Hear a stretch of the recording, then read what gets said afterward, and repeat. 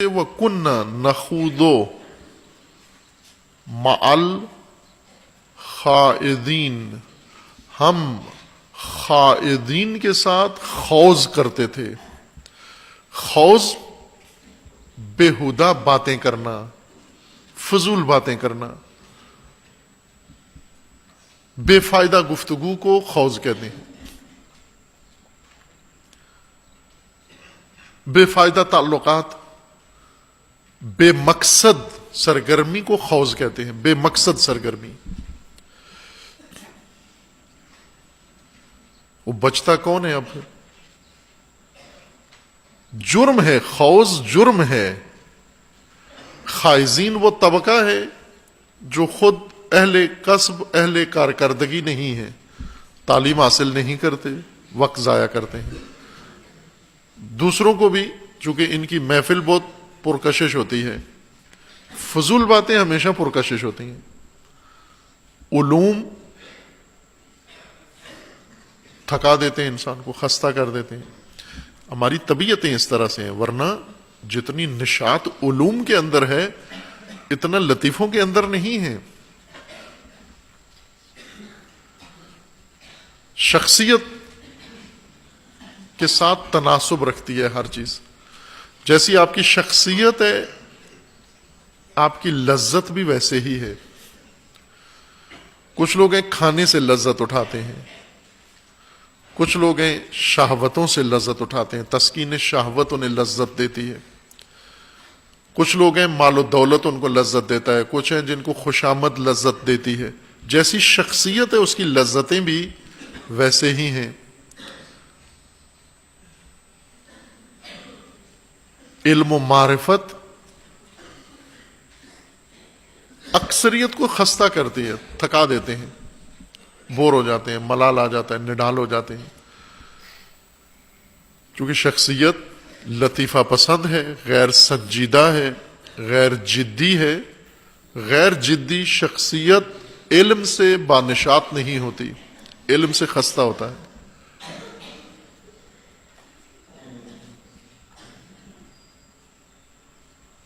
عبادت میں نشاط نہیں ہے، دعا میں نشاط نہیں ہے،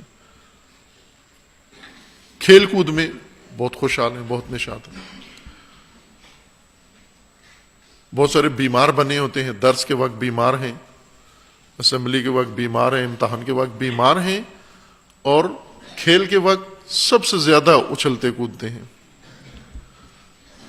کھیل کود کے لیے بالکل فٹ ہے، ٹھیک ہے،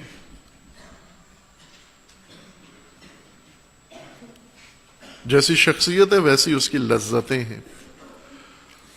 کچھ لوگ ہیں جنہیں بے فائدہ باتیں، بے تکی باتیں، فضول باتیں، بےہودہ باتیں جن کو لذت دیتی ہے۔ ٹولیاں بنائی ہیں، دوستیاں بنائی ہوئی ہیں، تعلقات بنائے ہوئے ہیں، بیٹھ کر گپ شپ۔ گپ شپ کو خوض کہتے ہیں، گپ شپ کرنا۔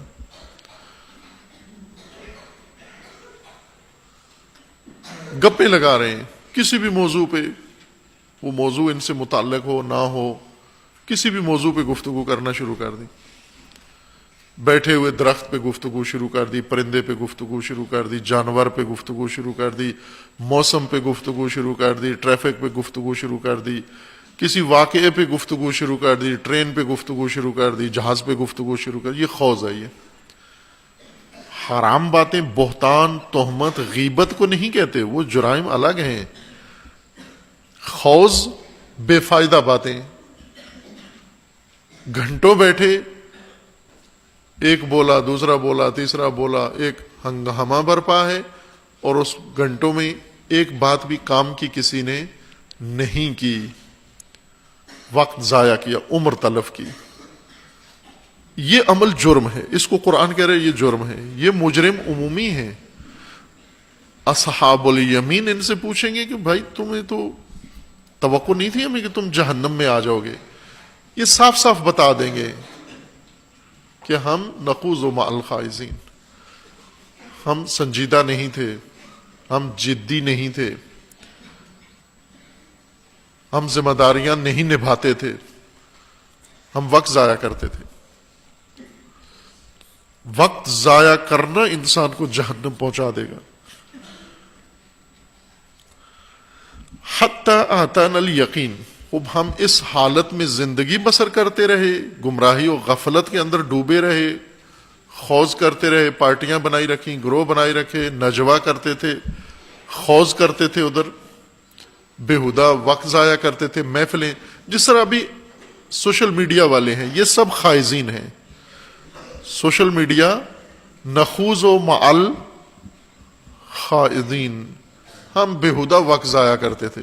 آج کا مصداق یہی ہے جو ساری عمر فیس بک پہ بیٹھے رہتے ہیں، واٹس ایپ پہ بیٹھے رہتے ہیں، گروہ بنایا ہوا ہے، ٹولی بنائی ہوئی ہے، اس کے اندر بےہودہ باتیں، غیر ضروری باتیں، تہمتیں، بہتان، غیبتیں، غیر ضروری مسائل ایک دوسرے کو میسج کرتے رہتے ہیں، پاس کرتے رہتے ہیں. وہ یہی ہیں نخوض و مع الخائزین. قرآن انہی کی بات کر رہا ہے. سورہ مدثر، یہ سوشل میڈیا والے اس سورہ کو ذہن میں رکھیں، آیت کو بھی پڑھیں، ترجمہ اپنی مرضی کا ترجمہ دیکھ لیں، جو پسند ہے وہ ترجمہ دیکھ لیں. اگر ہمارا ترجمہ پسند نہیں، اپنی مرضی کا کوئی مترجم ڈھونڈیں، اس کے ترجمے میں جا کر دیکھ لیں اس آیت کا کیا معنی بنتا ہے. سورہ مدثر ہے، قرآن کریم کی 56 نمبر سورہ ہے یہ، اور آیا نمبر 45 ہے. وَكُنَّا نَخُوضُ مَعَ الْخَائِضِينَ. یہ معنی اس کا دیکھ لیں کیا ہے، کیا کہہ رہا ہے قرآن. یہ کون لوگ ہیں جو جہنم میں جا کر یہ کہیں گے اس جرم میں جہنم میں آ گئے ہم. کیا کرتے تھے؟ وقت ضائع کرتے تھے. ہم کیا وقت ضائع کرتے تھے؟ نخوض، خوض کیا کرتے تھے. خوض بے جا، بے فائدہ گفتگو کرتے تھے، بے فائدہ رابطے کرتے تھے ہم. اور اس طرح زندگی ساری تلف ہوگی.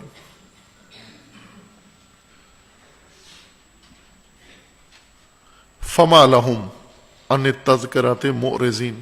خوب کیا ہو گیا تھا ان کو؟ یہ خوض جو کرتے ہیں، آج کوئی طاقت ہے جو سوشل میڈیا پہ عمر برباد کر کے، بلکہ ہر چیز برباد کیے ہوئے ہیں. کچھ ایسے ان کی نوکریاں برباد، کاروبار تباہ، گھر ان کے ویران ہو گئے ہیں. عورتوں نے طلاق لے لی ان مردوں سے جو دن رات سوشل میڈیا پہ بیٹھے رہتے ہیں. صرف وہی عورتیں باقی ہیں جن کا اپنا سوشل میڈیا پہ الگ گروپ ہے، وہ ان کے رشتے قائم ہیں.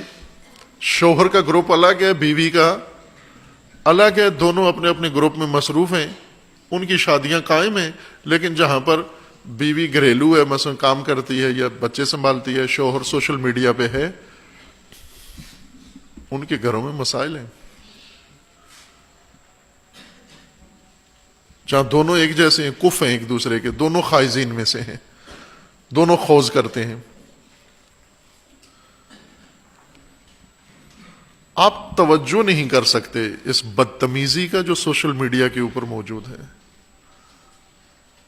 تصور سے باہر ہے. اور یہ جوان رغبت کے ساتھ غرق ہیں اس کے اندر. قرآن اسی کا کہہ رہا ہے کہ یہ جرم ہے اور اس جرم کی شفاعت بھی نہیں ہوگی.